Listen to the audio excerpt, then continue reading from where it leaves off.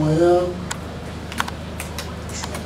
soulevés par la défense des prévenus en délibéré, c'est après la réplique du ministère public et nous avions promis qu'à l'audience de ce jour, le tribunal va devoir répondre à ces différents moyens. Voilà pourquoi nous allons procéder à la lecture de la vente du droit promis.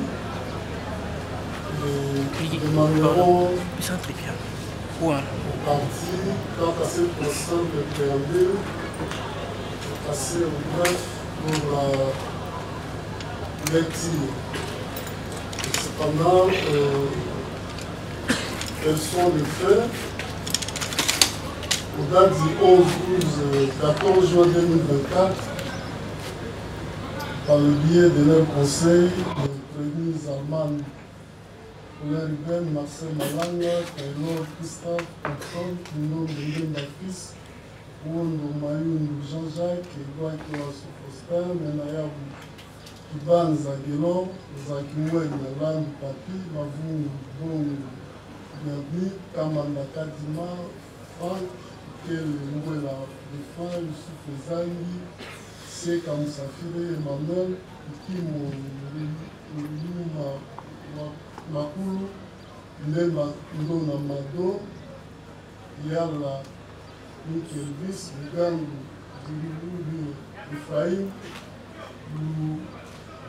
Lungu, Mata, Magi, Bakumbu, Mukela, Judith, Mayu, Mangaza, Adolphe, Lundula, Lungu, Ange, Abio, Duda, René, Kiasa, Kazi, Didi, et les trois cas sont déposés, exposés sur le moyen contenu dans leur mémoire unique, introduit soit au greffe du tribunal, soit encore sur les bancs à l'audience publique du tribunal militaire de Seine. De ces différentes mémoires uniques, il est extirpé des moyens ci-après, de l'incompétence personnelle de ce tribunal à l'égard de leur client, du rejet des procès-verbaux dressés à la phase préjudicielle, de l'autorité délibérée, de la mauvaise direction, de la requête tendant à obtenir la mise en liberté provisoire, de la requête tendant à requérir le médecin, des demandes d'ordonner la restitution des objets et la libération de l'immeuble situé dans la commune de Naniemi. Après débat et observation des parties, le ministère public a fait des répliques et le tribunal pris les 10 moyens délibérés pour un jugement à intervenir. De la recevabilité. Le tribunal fait relever que tous les moyens si haut évoqués ressortent des mémoires uniques déposées par la défense des prévenus suspendus avant tout débat sur le fond et cette dernière tire leur fondement du prescrit de l'article 246 alinéa B du Code judiciaire militaire qui dispose si le prévenu ou le ministère public entend faire valoir des exceptions concernant la régularité de la saisie ou des nullité de la procédure antérieure à la comparution, il doit, à peine d'irrécevabilité et avant le débat sur le fond, déposer un mémoire unique. En réplique, le ministère public a soutenu que c'est en violation de la provision de cet article 246 alinéa 2 du Code judiciaire militaire et les moyens tirés de l'incompétence personnelle, de la mauvaise direction, de la requête tendant à requérir un expert et celle tendant à obtenir la mise en liberté provisoire sont reprises dans les différents mémoires uniques déposés et exposés par la défense des prévenus. De même, il soutient, c'est encore en violation de la provision légale sur l'énoncé et le collectif des conseils des prévenus Mugamu, Mbirikire, Ephraim, Makubu Mukela, Judith, Lungu, Mata, Magi, Mbaye, Mangaza, Adolphe, Lindula, Lungu, Ange et Avio René a introduit son mémoire unique pour le compte de ses 6 clients Pourtant, la dite provision légale exige le dépôt d'un mémoire unique pour chacun des prévenus. Ainsi, il sollicite du tribunal de dire irrécevable quant à la forme des différents mémoires uniques pour lesquels les moyens y contenus ne rentrent pas dans la provision de l'article 246 alinéa 2 qui circonscrit les matières pouvant faire objet du dépôt d'un mémoire unique avant le débat sur le fond et c'est à peine d'irrécevabilité. Examinant les pièces du dossier et les débats autour de cette question tirée de la recevabilité, les moyens contenus dans le mémoire unique déposé par les prévenus ci-cités, le tribunal estime qu'il y a lieu catégoriser ces exceptions pour en décider de leur recevabilité ou non quant à la forme. À ce sujet, le tribunal note que la provision de l'article 246 du Code judiciaire militaire comporte d'une part les exceptions d'ordre public qui peuvent être soulevées à tout moment par toutes les parties au procès, y compris les juges, sans qu'il en soit prévu de formalité substantielle à peine de recevabilité. Et c'est tel est le cas des exceptions tirées de la compétence de juridiction, article 246 alinéa 1er du Code judiciaire militaire, et d'autre part des exceptions d'ordre privé qui ne peuvent être soulevées que par la partie prévenue et le ministère public, et c'est au moyen d'un mémoire unique déposé avant tout débat sur le fond. À propos, le tribunal fait observer que la loi circonscrit la matière y contenant qui doit être relative à la régularité de la saisine ou à l'utilité de la procédure antérieure à la comparution, tel est le cas pour souhaiter le libellé du régime de procédure de loi antérieure à la comparution. De par l'argumentation renouvelée, le tribunal ne voit pas en quoi l'exception tirée de la compétence personnelle contenue dans un mémoire unique pourrait être dite recevable quant à la forme, surtout que la loi ne détermine pas la forme qu'elle doit revêtir à peine d'irrécevabilité. Ainsi, il dira les 10 moyens recevables quant à la forme.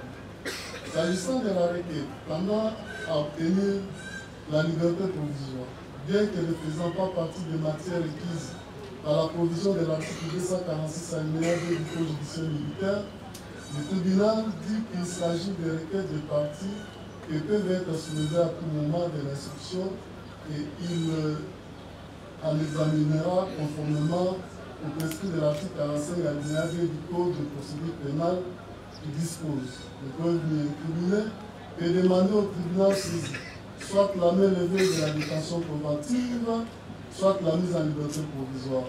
Tel est le cas d'espèce, surtout que les juridictions militaires ne connaissent pas de chambre de conseil pour statuer sur les requêtes tendant à obtenir la liberté provisoire. De même, le tribunal dit également ces moyens recevables quant à la forme, surtout qu'il n'a pas été démontré qu'il y aurait une première décision refusant à se prévenir la liberté provisoire dans les 15 jours qui suivent le dépôt de ces différentes requêtes.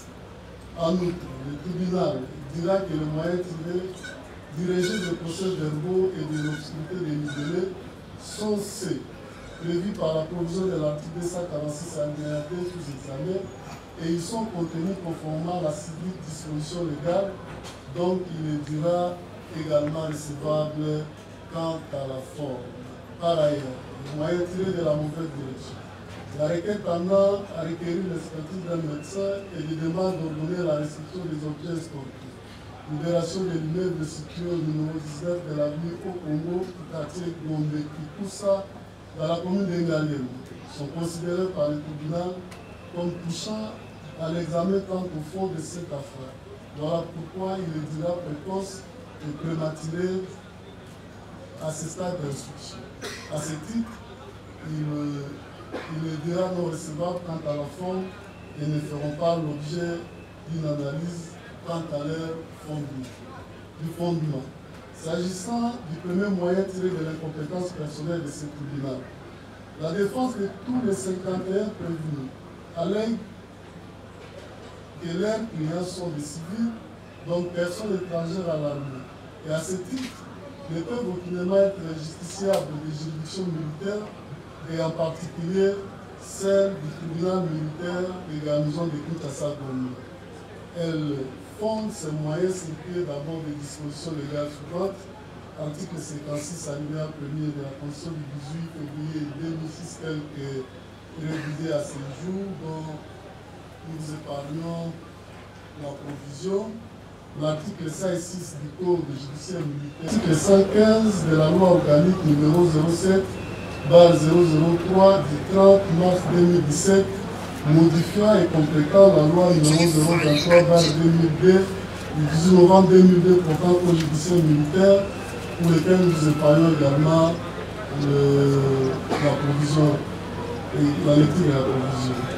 Ensuite, elle appuie ces dispositions légales par des décisions jurisprudentielles ci-après, arrêt sous RPA, ça c'est en 2019, où la Haute Cour militaire a reconnu sans embâche son incompétence à statuer dans un dossier impliquant les civils et les militaires en ces termes.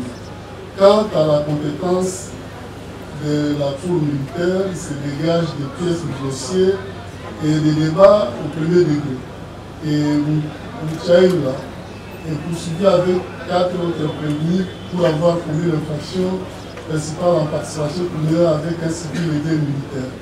La Haute Cour militaire poursuit en soulignant Mouchaïla et des militaires sont poursuivis avec un civil pour participation criminelle direct à la commission d'un viol, les civils n'étant pas justiciables des juridictions militaires et l'état de guerre, de siège et d'urgence n'étant pas justifié à l'espèce, c'est à tort que le premier juge s'est déclaré compétent à juger pour participation criminelle directe la commission l'infraction plutôt du viol. La Haute Cour conclut 10 ans droit. Déclare recevable et fondé l'appel du prévenu Mouchaïla Mouzaz, constate l'incompétence et l'irrégularité de la saisine de la Cour militaire de Haut-Katanga. La deuxième jurisprudence, c'est celle de l'arrêt de la Cour constitutionnelle sous un poste 876/892 à faire auditeur général du ministère public contre le général-major Njilaya, Jean-Luc et consort. La Cour constitutionnelle, dans le développement de son arrêt, renchérit en disant que le prévenu, n'étant ni militaire, ni un policier, ni un membre du service national, mais bien un civil, il est justiciable des juridictions des droits communs et doit être déféré en l'espèce devant la juridiction des droits communs compétente, et c'est conformément à la provision de l'article 115 SIO énoncé. De par les éléments SIO développés, la défense des prévenus sollicite du tribunal de Séance de décliner sa compétence à l'égard des leurs clients, qui ne sont ni militaires, encore moins policiers. Dans les cas contraires, celui-ci violerait le prescrit de l'article 19 alinéa 1er de la Constitution ainsi libellé. Nul ne peut être ni soustrait ni distrait contre son gré du juge que la loi lui assigne. Toute personne a droit à ce que sa cause soit entendue dans un délai recommandé et raisonnable plutôt par le juge compétent. Tel est le cas en l'espèce. Répliquant quant à ces premiers moyens, le ministère public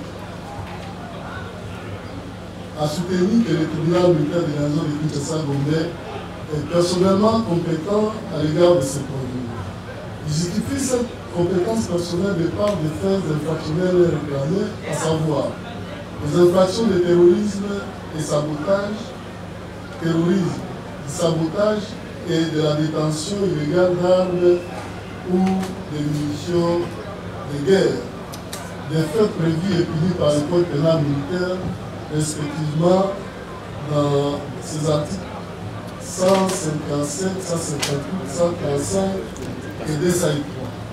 De ce fait, il forme la compétence de ce tribunal sur le pied de l'article 79 du Code judiciaire militaire qui dispose, lorsque le code pénal militaire définit ou réprime des infractions imputables à des justiciables étrangers à l'armée les juridictions militaires sont compétentes à l'égard des auteurs, des co-auteurs, du complice, sauf dérogation particulière.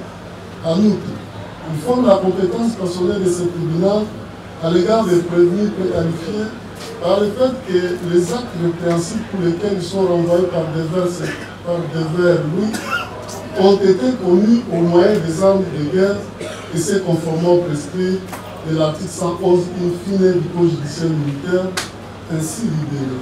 Elles sont en outre compétentes à la loi de ceux qui, sans être militaires, commettent des infractions au moyen d'armes de guerre, tel est le cas des infractions humaines, tentative d'assassinat et association de malfaiteurs.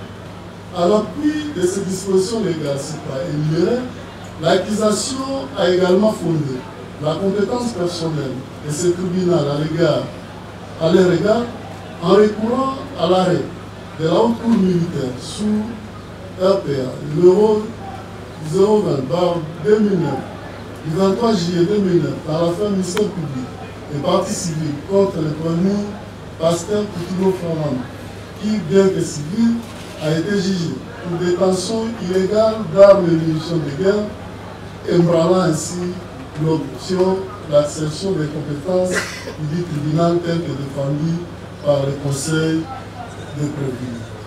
S'agissant des prévenus Mugambu Ndiripiru Ephraïm, Makubu Mukela Judith, Lungu Matamaki, Mbayo Mangaza Adolphe, Lungu Ayongu Ange et Avio Kongrener, l'accusation soutient, même si ceux-ci ne sont pas poursuivis pour attentat, terrorisme et détention légale d'armes ou munitions de guerre, il est reproché des faits de financement du terrorisme pour lesquels la loi numéro 072 du 27 décembre 2022 portant lutte contre le blanchiment des capitaux, financement du terrorisme, prolifération des armes de destruction massive, consacre la plénitude des compétences aux juridictions militaires, tel est le cas d'espèce.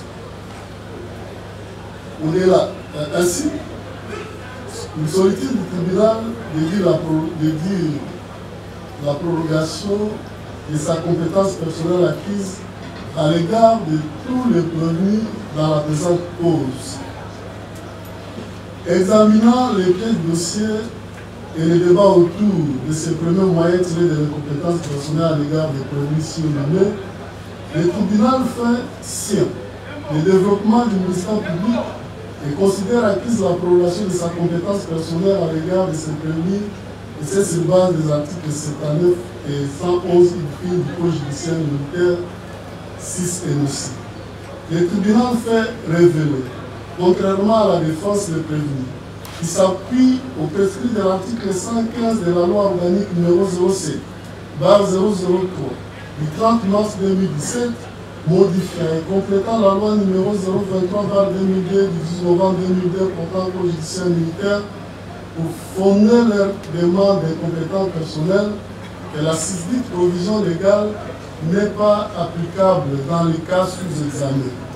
À cet effet, le tribunal fait observer qu'en 6, leurs clients, qui sont certes des civils, ne sont pas poursuivis en participation criminelle avec des militaires. Par contre, ils sont poursuivis comme auteurs et même complices pour des faits prévus et punis par le code pénal militaire. Et donc, c'est la disposition de l'article 79 du Code judiciaire militaire sur les dossiers qui vaut en lieu et place de celles supracitées, prorogeant ainsi la compétence personnelle de ce tribunal à l'égard des prévenus, et c'est au-delà des justiciables des juridictions militaires relevées par les articles 156 de la Constitution de la République démocratique du Congo et ça ici du Code judiciaire militaire sur les dossiers, et là ainsi les cas soulevés par la défense au niveau de cet article 79 du Code judiciaire militaire renvoyant au concept sauf dérogation particulière. De par ce développement, le tribunal considère que c'est à tort également que la défense des prévenus appuie les 10 moyens par des arrêts de la Cour constitutionnelle et de la Haute Cour militaire suprarélevée, arrêts qui s'imposent en principe aux juridictions inférieures, mais qui du reste ne cadrent pas avec les cas d'espèce, surtout que les 10 arrêts font allusion aux affaires où les prévenus militaires sont poursuivis en participation criminelle avec les civils, tel n'est pas le cas dans la susdite cause. Par ailleurs, le tribunal révèle que sous l'arrêt rendu en date du 8 mars 2017, sous R-Cause 0055 par la Cour constitutionnelle, à la requête des sieurs Féroz Léopold Noquier et consorts demandèrent à l'inconstitutionnalité. La Cour constitutionnelle a arrêté que le tribunal de CA est compétent à connaître du fond de cette affaire, bien que les prévenus soient toutes des personnes étrangères à l'armée, mais ont commis des infractions aux moyens des armes de guerre. Quant aux prévenus poursuivis pour financement du terrorisme, le tribunal dit acquise la prolongation de sa compétence sur pied de l'article 99 de la loi numéro 22, barre 068 du 27 décembre 2022, portant lutte contre le blanchiment des capitaux, financement du terrorisme et prolifération des armes de destruction massive qui révèlent ce qui suit, que les cours et tribunaux militaires et garnisons ont plénitude de juridiction pour juger les individus traduits ou renvoyés devant eux pour des infractions de financement du terrorisme et de prolifération prévues et punies par la présente loi. S'agissant du deuxième moyen tiré du rejet des procès-verbaux dressés à la phase préjuridictionnelle, la défense des prévenus dans leur globalité, alors que leurs clients ont été victimes des actes de torture, par officier de police judiciaire verbalisant au fin de leur soutirer des aveux tels que repris dans les déclarations contenues dans leurs différents procès-verbaux. À cet effet, elle a fait défiler par devers ce tribunal des prévenus présentant des traces de cicatrices au niveau de leurs bras et d'autres alléguant avoir des malaises au niveau de leurs oreilles, attestant ainsi que leurs auditions n'ont pas été prises dans le respect de la loi, surtout que les hommes en uniforme ne s'expriment pas. Et leurs clients s'expriment à la langue anglaise. Cependant, les procès-verbaux gisant au dossier laissent voir que ceux-ci ont été interrogés en français, langue qu'ils ne comprennent pas, attitude qui ne leur a pas permis de vérifier la certitude de leur allégation tant devant l'officier de police judiciaire et devant l'officier du ministère public. Au-delà du refus de leur informer de leur droit de se faire assister d'interprètes, afin de les aider à traduire fidèlement leur déposition, l'accusation ne leur a non plus informé de leur droit d'être assistés par un conseil de leur choix. À titre illustratif, ils allèguent qu'à la phase préliminaire, l'officier de police judiciaire verbalisant s'est fait passer d'interprète, tandis que l'officier du ministère public a arrêté l'interprète sans leur aval et leur a commis d'office de conseil pratique contre la légale qui n'oblige nullement à un procès équitable. À cet effet, il sollicite que de par les pratiques si haut décrites, le tribunal puisse constater que les droits de la défense des prévenus précités ont été vraisemblablement violés, partant sollicite du tribunal de décréter la nullité de toute la procédure antérieure à la saisie juridictionnelle vis-à-vis des concluants et c'est au vu des articles 18 alinéa 1er de la Constitution de la République démocratique du Congo qui dispose que toute personne arrêtée doit être immédiatement informée des motifs de son arrestation de toute accusation portée contre elle et c'est dans la langue qu'elle comprend. Elle doit être immédiatement informée de ses droits. La personne gardée à vue a le droit d'entrer immédiatement en contact avec sa famille ou avec son conseil. Tel ne fut pas le cas en 6 pour ces 3 prévenus surnommés.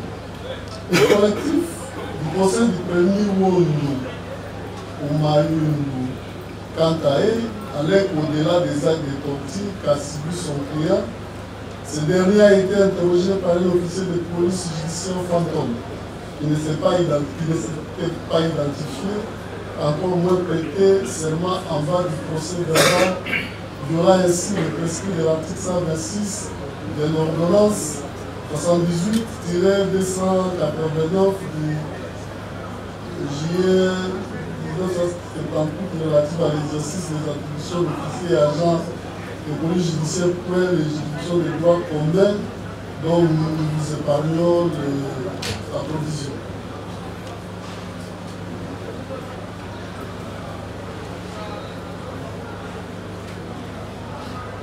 Pour la défense du prévenu Wondo Mayungu Jean-Jacques, la violation par l'officier de police judiciaire si relevé de l'article 126 CCNOC a pour conséquence la nullité des procès verbaux dressés par lui, et c'est sur base de l'article 19 de l'ordonnance 78-289 suprarelevé qui dispose tout procès verbal établi par un officier de police judiciaire non habilité ou n'ayant pas prêté serment ou dont l'habilitation a été suspendue ou retirée est nulle et de nulle fait. S'agissant des actes de torture, pour justifier le rejet des procès verbaux dressés à la phase préjudicielle, la défense fonde ses rejets sur base des instruments juridiques tant national qu'international, à savoir l'article 16 alinéa 4 de la Constitution, l'article 7 du Pacte international relatif aux droits civils et politiques, l'article 11 de la Convention contre la torture, dont nous épargnons le préambule. Enfin, le fait savoir que la République démocratique du Congo a érigé cet acte de torture à une infraction autonome, démontrant ainsi l'importance qu'elle accorde à la vie humaine qui du reste est sacrée. Réagissant aux 10 moyens, l'organe poursuivant sollicite du tribunal de le déclarer infondé. À cet effet, l'accusation soutient que les prévenus allemands Marcel Malang et Taylor Christa Thompson ont été interrogés en anglais par l'officier de police judiciaire verbalisant et celui-ci a traduit leur déclaration en français et les renseigne leurs différents procès verbaux, excluant ainsi toute violation de la loi à la matière. De même, il soutient qu'à son office, ne parlant pas l'anglais, il a requis un interprète à la personne d'ici un pays, et c'est en vertu de l'article 48 du Code de procédure pénale dont nous vous épargnons la lecture de la provision, et a insinué que la dite loi ne lui oblige pas d'avoir l'aval de prévenus tel que prétendument évoqué par leur défense pour recueillir un interprète.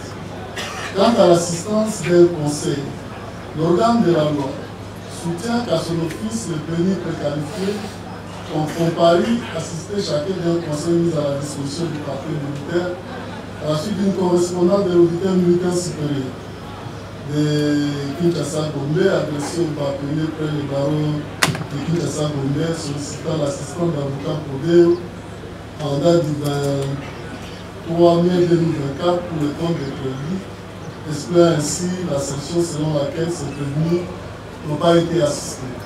Par ailleurs, il soutient, contrairement à la défense, qu'il est invraisemblable que celle-ci puisse alléguer que leurs clients ne soient pas informés des motifs de leur accusation. Pourtant, nombreux parmi eux ont été interpellés, soulignés du crime et interrogés sur les faits leur reprochés, tels les renseignent des questions et les réponses consignées dans leurs procès verbaux pour des faits qui seraient commis par eux. Concernant des actes de torture justifiant le rejet des procès verbaux dressés par l'officier de police judiciaire, le ministère public considère les 10 moyens tant de simples invention de prévenus. À propos, il soutient que par devers son office, ces prévenus ont comparu sans dénoncer un seul acte de torture subi par eux. Par contre, après lecture et explication du contenu de leurs procès-verbaux par lui, tous ont accepté leur déclaration et leur intégration dans les procès-verbaux de l'officier du ministère public, ébranlant ainsi l'hypothèse de tout acte de torture subi par eux. Ainsi, le ministère public demande au tribunal de ne rejeter aucune pièce du dossier de débat car dressé et obtenu en strict respect de la loi. Répliquant quant aux moyens exposés par la défense du prévenu Wondo Oma Yundu Jean-Jacques, l'officier du ministère public fait savoir que l'officier de police judiciaire verbalisant relève de l'Agence nationale des renseignements, distinct de celui régi par l'ordonnance de 78-286 du 3 juillet sur rappelé. Il soutient, même si cet officier de police judiciaire n'a pas repris son nom à l'antériorité dans les procès-verbaux, celui-ci ne violerait pas la loi car l'article 21 du décret loi numéro 003-2003 du 11 janvier 2003 portant création et organisation de l'Agence nationale des renseignements dispose: les agents et fonctionnaires de l'Agence nationale des renseignements ont dans l'exercice de leurs fonctions droit à une assistance et une protection spéciale de leur identité, de leur personne et de leurs biens. Tel est le cas de cet officier de police judiciaire. En conséquence, le tribunal déclarera ces procès-verbaux valables. La position du tribunal à rapport aux différents moyens relevés pour justifier le régime des procès-verbaux dressés à la phase pré-juridictionnelle. S'agissant du moyen tiré d'une autre communication prévenue de leurs droits constitutionnels, le tribunal note, comme la défense des prévenus de l'article 18 de la Constitution de la République démocratique du Congo du 18 février 2006, tel que révisé à ce jour, évoque un certain nombre de droits dont bénéficie toute personne arrêtée, notamment celui d'être informé des motifs de son arrestation, de toute accusation portée contre elle, et c'est dans la langue qu'elle comprend, ainsi que celui d'entrer immédiatement en contact avec sa famille ou avec son conseiller. Le tribunal fait observer, contrairement à la défense des prévenus, que les 10 moyens n'étaient conduits au rejet des procès-verbaux dressés à la phase pré-juridictionnelle, surtout pas à la procédure antérieure en cours en cas de non-respect, faute de loi de mise en œuvre. Quant à l'usage des tortures et autres traitements cruels, inhumains ou dégradants, le tribunal note que de manière générale, la torture est un acte par lequel une douleur ou des souffrances aiguës ou mentales sont intentionnellement infligées à une tierce personne, au fin notamment d'obtenir d'elle ou d'une tierce personne des renseignements ou des aveux. Encore faut-il qu'une telle douleur ou de telles souffrances soient infligées par un agent de la fonction publique ou toute autre personne agissant à titre officiel ou à son instigation ou avec son consentement exprès ou tacite. À cet effet, le tribunal a fait observer que la défense des prévenus se limite à évoquer l'usage des tortures sans en apporter de preuves, tant bien même que certains prévenus portent des traces de cicatrices au niveau de leurs bras. Celle-ci ne dit pas que tel prévenu a été torturé pour avoir telle déclaration, ainsi que faire le distinguo entre les actes subis lors de leur interpellation sur les lieux de la commission de faits et ceux pour lesquels la défense a considéré avoir eu lieu au moment de l'interrogatoire. Face à cette confusion, surtout que les tortures dont question ici sont celles qui sont pratiquées dans l'unique but de recueillir des aveux de la part des prévenus, le tribunal considère que n'ayant pas abordé le fond de la cause, il n'est pas encore et d'en apporter la preuve, surtout que la torture ne se présume pas, mais elle se prouve. Ainsi, il appréciera objectivement chaque cas et de décider de la suite à y réserver aux déclarations des uns et des autres. Concernant les procès-verbaux dressés par l'officier de police judiciaire de l'Agence nationale de renseignement, daté du 21 mai 2024, le tribunal fait observer que ceci ne contient pas son identité, encore moins le serment repris en bas de tout procès verbal, à défaut duquel il est nul. À cet effet, le tribunal fustige l'absence de ces mentions substantielles et devrait contenir ce procès verbal qui du reste appelle à la vérité. Cependant, il rappelle aux parties que les procès verbaux ne lient aucunement les juges et valent comme simple renseignement ce qui est commun de l'application de la preuve en matière pénale. De par ce développement, le tribunal considérera ces déclarations du prévenu Wono Mayoum Jean-Jacques contenues dans le procès verbal plutôt dressé par l'officier de police judiciaire de l'Agence nationale de renseignement à titre de renseignement, surtout qu'il faille veiller sur les intérêts de la répression et sur celle de la protection des droits humains et les libertés fondamentales des justiciables de juridiction militaire. S'agissant du troisième moyen tiré de l'obscurité des libéraux, prenant parole pour le compte des prévenus qui n'ont le même fils, Kamandaka Bima et Mabou Mbongo bienvenue, Maître Joseph au-delà de l'incompétence, évoque l'obscurité dans les libérés de prévention contenue dans les décisions de l'envoi qui saisissent les juges par rapport à ces clients. À cet effet, il allègue que les citations gisant au dossier ne permettent pas à leurs clients de connaître la nature exacte des différents faits dont ils doivent répondre, ce qui a des conséquences pour le tribunal de circonstances à saisir et retirer à tort si des éléments étrangers à la citation établie en relation de l'article élancé du code de procédure pénale, dont la sanction est l'annulation de la décision de l'envoi.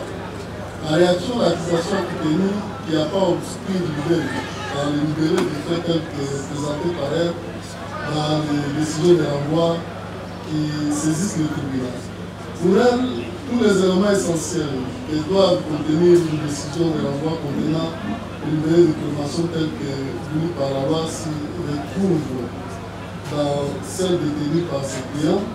Et donc, il s'agit simplement de dilatoire, surtout que les décisions de l'envoi des militaires ne sont annullables par le tribunal.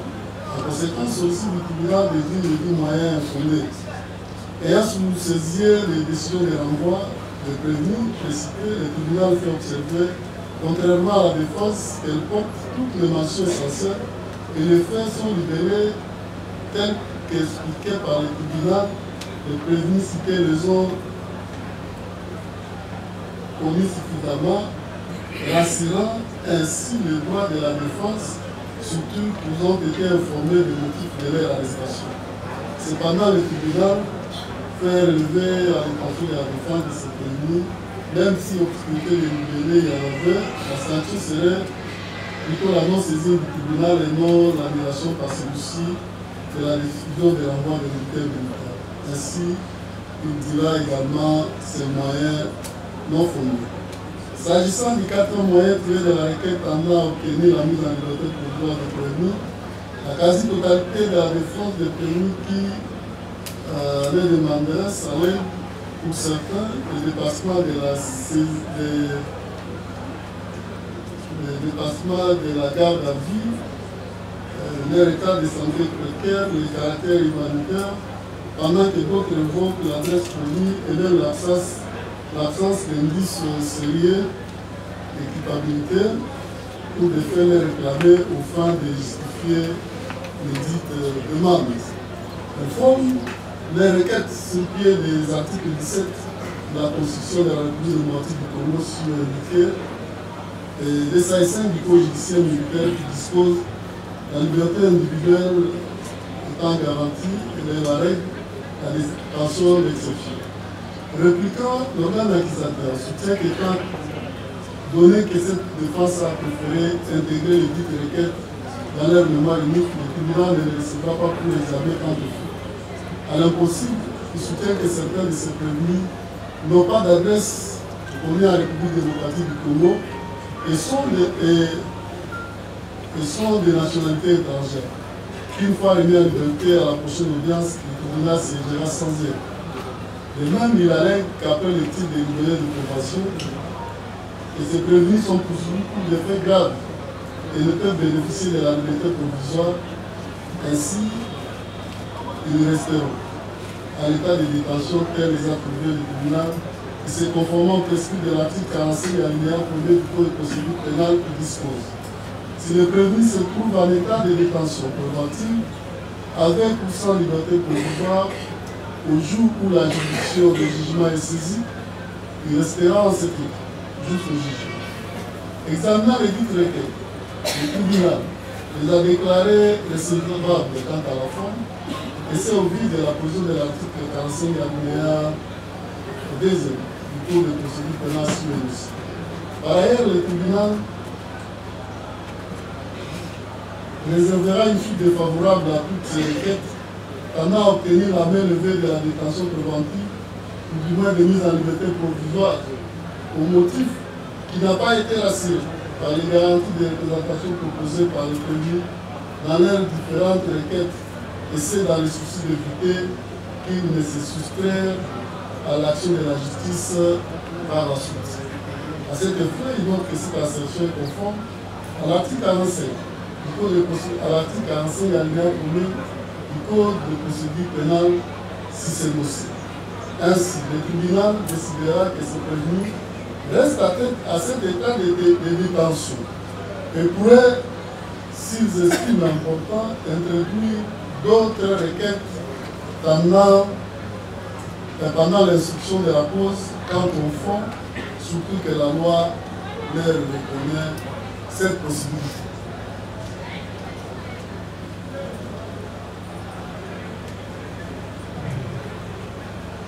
S'agissant de l'identité du prévenu Noah Boulikabe Trésor, là vous pouvez placer le mot, Abraham, en date du 8 juin 2024, le tribunal de Séa, par son service de greffe, a réceptionné une correspondance adressée au président du tribunal militaire de Yando de Kinshasa Gombe à l'entreprise de Maître Ilunga Wailunga Lache, l'un des conseils du révérend docteur Bokunoa Boulikabe André Généro, président national, représentant légal de l'Église du Christ au Congo, à la BGCC, dénonçant les prévenus surnommés d'usurpation de nom. Dans sa correspondance, non seulement il conteste la paternité de celui-ci, il précise que ce dernier se nomme Kaza Dinawej David Trésor. Lui, à l'audience, le site présent prévenu n'a pas contesté la véracité de la dite correspondance, seulement il insinue à l'égard s'être attribué le nom de Bokonoa Boulikabe de par lui-même, parce que sa défunte mère lui disait qu'il était fils à ce dernier avant de préciser que son nom tel repris dans tous ces documents est pour Kazal Dinawej. Son conseil sollicite du tribunal de ne s'en tenir qu'à la décision de renvoi qu'il a saisi, en prenant en considération uniquement le nom qui s'y trouve et décliné à l'audience publique, c'est-à-dire de retenir que le nom de Bokonoa Boulikabe Trésor Abraham pour le compte de son client. En réplique, le ministère public a soutenu que ce prévenu était un usurpateur de nom et à l'occasion a produit une affiche sur laquelle figure la photo du prévenu et son nom Kaza David. Et c'est lorsqu'il fut candidat à l'élection de la mairie 2010 à l'Académie des Beaux-Arts affiche et non contestée par lui à l'audience publique du 14 juin 2024. De par ces éléments si haut développés, le tribunal considère que ce premier a usurpé le nom du révérend Dr Bokono Aboulikabe. Son vrai nom est celui de Koum Kazadinawej, la ville du trésor, tel affirmé par lui-même, et surtout qu'il a produit un jugement à l'explication des noms du tribunal de paix publiquement et contradictoirement en avant du droit à l'égard du parti, à la majorité de voix des membres de la sécurité secrète. Le ministère public a entendu en ses réquisitions orales de la Constitution de la République démocratique du Congo du 18 février 2006, tel que révisé à ce jour, spécialement ses articles 16, 17 alinéa 4, 17 alinéa 1er, 18, 19, 149 alinéa 3 et 156, vu la loi numéro 023 par 2002, 18 novembre 2002 portant code judiciaire militaire. À ces articles 79, 111 fil, 214, 215, 246 et 247, vu la loi organique numéro 07 par 003 du 30 mars 2017, modifiant et complétant la loi numéro 023 par 2002 du 18 novembre 2002, portant code judiciaire militaire à son article 115. Vu la loi numéro 22 par 068 du 27 décembre 2022, portant lutte contre le blanchiment des capitaux, financement du terrorisme et prolifération des armes de destruction massive, à ces articles 7, 99 et 131. Ville l'ordonnance 78-289 du 3 juillet 1978 relative à l'exercice des attributions d'officiers et agents des polices judiciaires pour les juridictions des droits communs, à ces articles 19 et 126. Vu la loi numéro 024/2002 du 18 novembre 2002 portant code pénal militaire, à ces articles 4, 135, 157, 158 et 203, 10 ans de droit de l'action publique, le tribunal dit irrécevable, les moyens tirés de la mauvaise direction, demande d'ordonner la restitution des objets non saisis et de la libération des meubles situés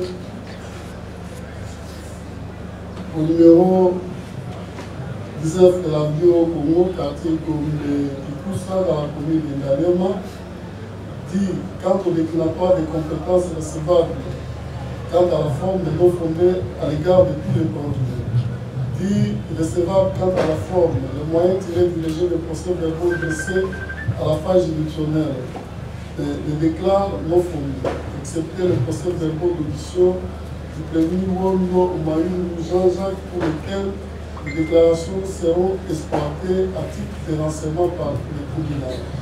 Dit les requêtes en main levée de la déclaration préventive et à toute fin en liberté provisoire recevable mais non fondée, en conséquence, le rejette.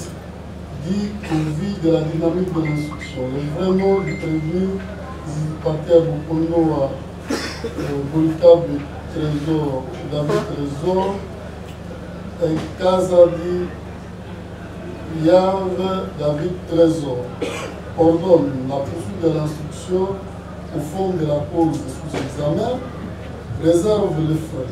Ainsi, jugé et prononcé à l'audience publique du tribunal militaire de garnison de Kinshasa-Gombe et ce mardi 25 juin 2024 qui est présent justifie son absence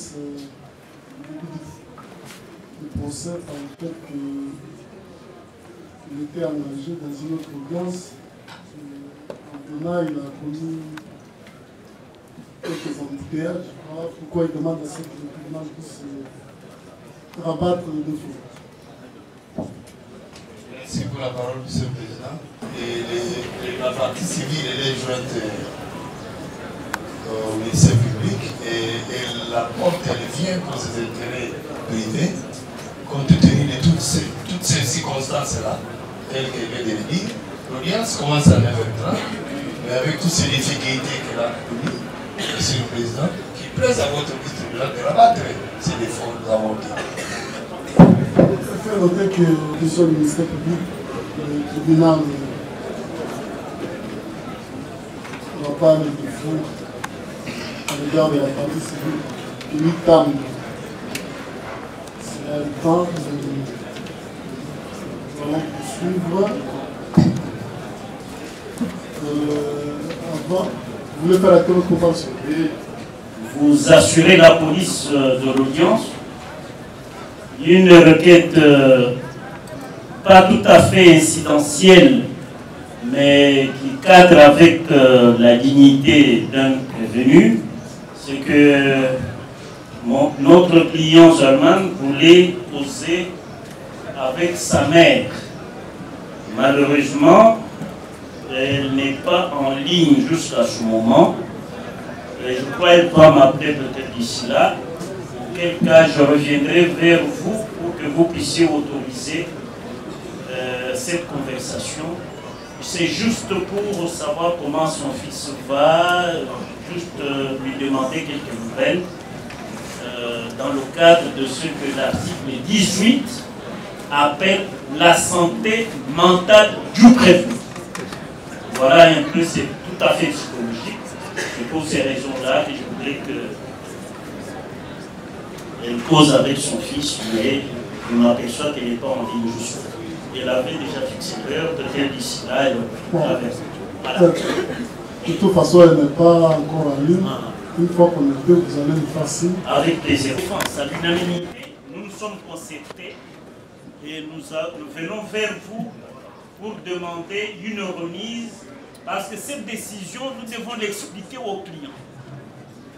Nous savons très bien que l'article 248 prévoit un recours, c'est-à-dire votre décision peut être attaquée, mais il faut tout ça qu'on nous donne des procurations pour aller aux grèves. Il faut qu'on apprécie est-ce que c'est nécessaire. Tout ça, nous devons le discuter avec nos clients. C'est pour cela que les avocats de la défense m'ont chargé de soumettre cette requête de remise à votre sagacité habituelle, afin que une remise dans votre souveraineté que vous avez accordée puisse permettre à la défense de s'entretenir avec ses clients et maîtriser le contenu du dossier, parce que nous devons rencontrer l'adversaire principal du ministère public et déjouer la manœuvre combien spécieuse mais tout à fait inhabituelle et inattendue de ce qu'on appelle la partie civile des républiques et des autres. Merci, maître. Il y a à côté de la défense du Congo une deuxième personne. Vous, c'est la partie civile. C'est la République. Vous attendez que quelqu'un d'autre prenne parole. Oui, maître.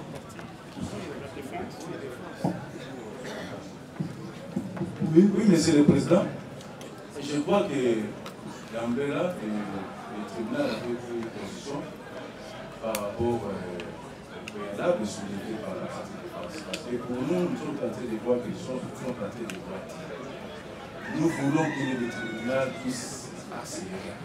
Parce que lorsqu'on a déjà répondu par rapport au préalable, le tribunal venait de dire aussi. Mais c'est qui? Oui. Parce que pour nous, monsieur le Président, c'est ce que le tribunal a dit tout à l'heure. Et nous, c'est l'instruction que nous voulons. Merci, maître. Voilà. Merci. S'il vous plaît, monsieur le Président. Je voulais. Oui. Merci beaucoup, monsieur le Président. Donc ça demande quand même un temps pour se pénétrer davantage des éléments du dossier et en même temps les traduire pour nos clients. Notre client, il ne parle qu'anglais, et lorsque vous avez prononcé la décision avant de le voir, vous n'aviez pas mis à contribution les services de la traductrice. Donc, ça fait peser sur nous les avocats l'obligation de lui faire comprendre le contenu de la décision que vous avez rendue. Donc, c'est autant de raisons pour que votre tribunal puisse nous accorder cette remise jeudi. Merci, M. Maître Ngouapi-Dioui. J'interviens pour le compte de M. Jean-Jacques Bondo. Je suis désolé de ne pas partager l'avis de mes estimés confrères parce que mon client Jean-Jacques Bondo est ici par miracle, M. le Président. Et donc, étant donné que nous sommes en matière pénale qui requiert célérité, aujourd'hui nous sommes à la 4e audience. Mon client est bien fait de patience de pouvoir connaître son sort. Donc, nous sommes bien préparés pour affronter le ministère public. Monsieur le Président, je profite de ces micros une fois de plus pour solliciter à ce que vous puissiez permettre à mon client de discuter avec sa femme, de parler avec sa femme. Ça fait plus de 2 mois depuis qu'il est en détention, qu'il n'a plus parlé avec sa femme, qui est du reste malade. Donc, Monsieur le Président, il est 14 h, nous pouvons commencer avec l'instruction et on va encore envoyer, nous ne l'avons pas plaidé aujourd'hui. Mais pourvu qu'on commence... Nous sommes tout à fait d'accord. Vidé de sa subsistance, dès lors que votre tribunal peut constater la contradiction du côté de la défense, qui n'arrive pas à se mettre d'accord sur quelques préalables de procédure. Mais je voudrais dire une chose, Monsieur le Président, la procédure pénale est régulée par la loi et elle n'est pas censée évoluer selon les humeurs des parties, prévenues chacun. J'ai dû entendre tout à l'heure l'une des parties prévenues rappeler à votre tribunal le caractère qu'exige la procédure pénale, à savoir celle de la célérité. Et donc, nous, en tant que partie civile, nous avons également besoin d'être fixés par rapport au préjudice que la République a subi. Et donc, nous sollicitons de votre tribunal que l'instruction puisse commencer et par la suite, parce que tantôt on vous dit on n'a pas eu le temps de compulser le texte, mais il va faire plus de mois que nous comparaissons par devant vous, que dis-je, ça fait plus de mois que leurs clients sont en détention. Ça fait plus de mois que votre greffe détient tous les dossiers de tous les prévenus. Et donc, les prévenus ont eu le temps suffisant de pouvoir lire les dossiers et les comprendre. Quant à la requête tendant à signifier la décision prise tout à l'heure, la vendue prise tout à l'heure par votre tribunal, Monsieur le Président, je ne pense pas qu'il faille une remise pour faire comprendre à son prévenu que tout ce que vous avez sollicité comme demande ont été rejetés. Nous avons dit, Monsieur le Président. Mais est-ce pour la remise, tout le monde doit parler? Sinon, par rapport à quoi? Prenez la parole, 1 minute, et nous allons nous arrêter. Monsieur le Président, c'est grave ce que nous constatons dans le rang des avocats de la défense. On a pensé qu'on pouvait tous être unanimes derrière la préservation des droits de la défense. Mais donc, curieusement, nous assistons à un spectacle désolant. Et c'est le lieu de le dire. Il faut savoir concilier la célérité en matière pénale avec le respect des droits de la défense. Et nous sommes là pour ça. Qu'est-ce qui peut nous garantir, nous avocats, des prévenus ici présents, que nous connaissons déjà l'issue, que si vous entrez dans le vif du sujet, nos clients seront innocentés pour les prévenus les plus graves. Les préventions sont graves, Monsieur le Président. Qu'est-ce qui peut nous rassurer?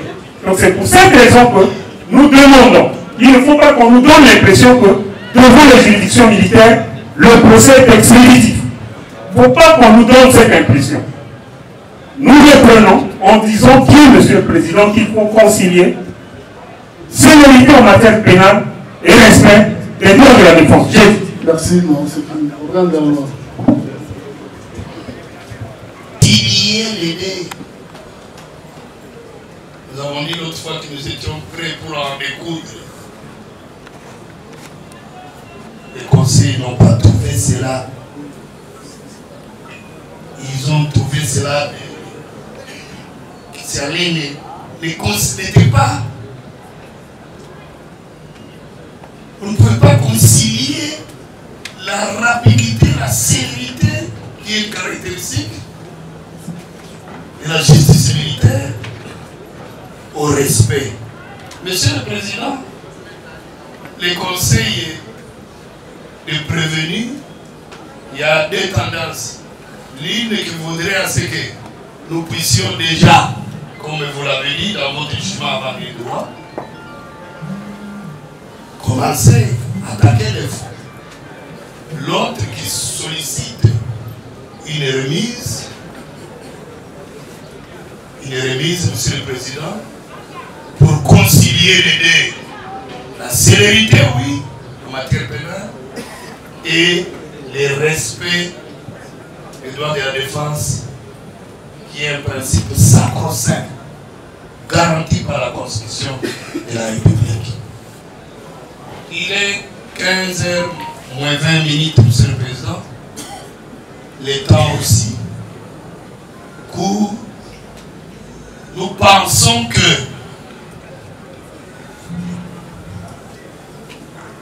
dans la sagacité du tribunal, il vaut mieux leur accorder cette courte remise pour que les prévenus aient le temps de comprendre ce que vous venez de faire. Un jugement avant du droit qui est intervenu, oui, ils ont dit bel et bien que le service de l'interprète n'a pas fonctionné. Il y a des prévenus qui n'ont rien entendu de ce que vous avez dit. Il leur faudrait une explication de la part des avocats pour leur dire qu'il y a ça, et que nous passons dans telle phase. Monsieur le Président, une courte remise peut être bien prise par vous, accordée par vous, pour que nous puissions en découdre au fur et à mesure, tout en respectant la célérité, néanmoins les droits de la défense. Bref, nous disons, Monsieur le Président, nous sommes pour ceux-là qui voudraient obtenir une petite remise, une courte remise, pour expliquer aux prévenus la quintessence de votre jugement avant du droit et comment nous allons décoller, nous avons dit. Merci. Voilà. Après ce bref débat et observation, le tribunal voudrait insister pour dire que le service d'interprétariat n'a pas fonctionné. Non, parce qu'il est absent, il est là. C'est vrai que nous étions en train de lire notre décision et au prévenu concerné, juste après ici, le service pourra leur expliquer d'une manière brève la quintessence de notre décision.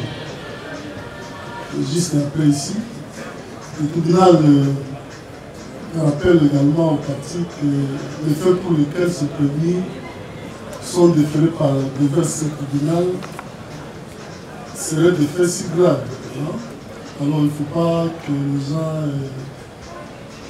croient que nous venons nous amuser. Il faut que chacun se prépare.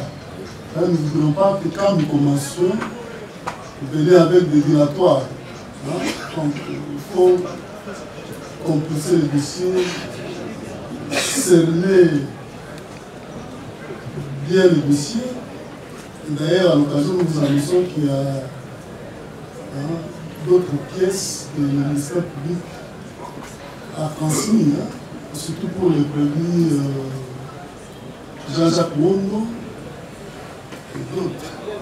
Pour les partis civils, je crois, il y a des gens qui étaient auditionnés du corps, on a envoyé les procès verbaux. Donc, les partis passeront au greffe pour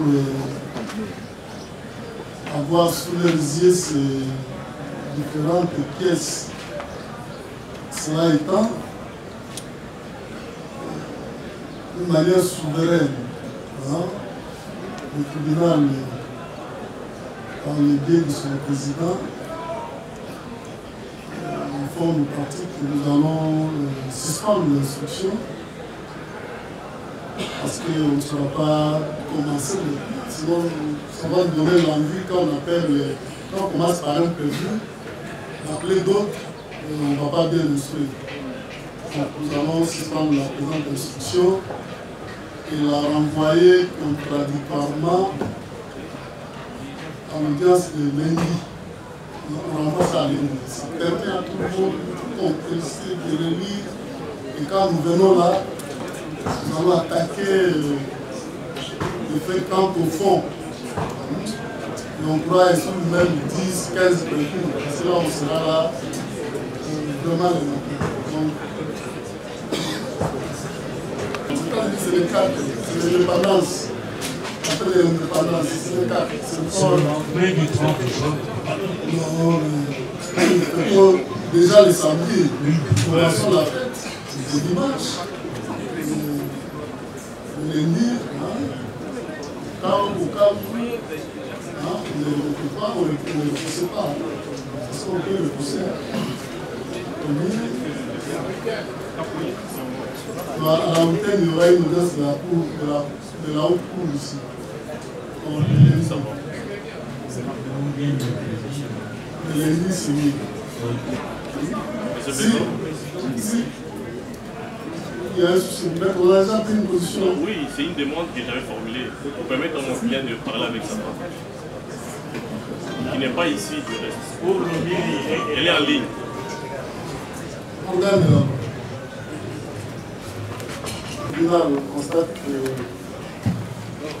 du côté de la défense, il y a un souci par rapport à leurs clients qui ne parviennent pas à communiquer à leurs membres de famille, qui du reste est un droit constitutionnellement reconnu. Cependant, il existe une loi pénitentiaire qui réglemente ce fait. Et apparemment, l'application de cette loi-là pose problème. Pose problème. Cela étant, nous devons rester légalistes. L'auditeur militaire qui est à nos côtés, c'est lui qui veille à la bonne application de la loi. Donc, à l'audience de ce jour, le tribunal instruit l'auditeur militaire de tout faire pour que cette loi soit applicable. Pour prévenir que si ce souci-là continue, le tribunal sera obligé de mettre en contact avec leurs membres de famille parce qu'ils sont présumés innocents. Donc, vous devez faire en sorte d'entrer en contact avec le directeur de la prison, faire en sorte que ce prévenu-là entre en contact avec les membres de famille. C'est un droit constitutionnellement reconnu. Donc il ne doit pas être violé par les caprices que ce soit. Nous demandons au conseil de ce prévenu-là d'entrer en contact avec l'auditeur. Il doit nous montrer que réellement il veille sur l'application de loi. De la loi pénitentiaire. À l'audience prochaine, nous verrons s'il a payé par rapport à cela. Merci. Et voilà. Donc, comme nous l'avons dit tantôt, nous renvoyons sera le lundi 1er juillet. Hein, si, et seulement si, la fête de l'indépendance n'est pas envoyée à lundi. Hein. Donc, si c'est à samedi, ce n'est pas un problème. Non, impérativement, ils vont renvoyer. Alors c'est pour cela. Ils vont réduire sur le samedi. Non, nous proposons mercredi. Nous pouvons vous proposer mercredi, c'est plus sûr. Mercredi. Mercredi le 2. Ah, le 3. Peut-être là, on est en train de cantonner. Non, le 3, c'est mercredi. Le 3, c'est mercredi. Là, c'est lundi, c'est le premier. De toutes les façons, si un repoussait à lundi, hein, le samedi, nous, on sera déjà au courant. On pourra venir. Voilà. Voilà. Merci. Hein? Merci. Parce que déjà, le vendredi, sa mission sera sur la voilà. Mais nous retenons que l'affaire est renvoyée à l'audience de lundi 1er juillet 2024 à 9h. Et nous commencerons à 9h30 cette fois-là. Parce qu'il faut présenter les choses. Merci. Merci beaucoup. Voilà, plus le temps inscrit à l'audience à l'intérieur de ce jour. L'audience est suspendue. Tribunal militaire.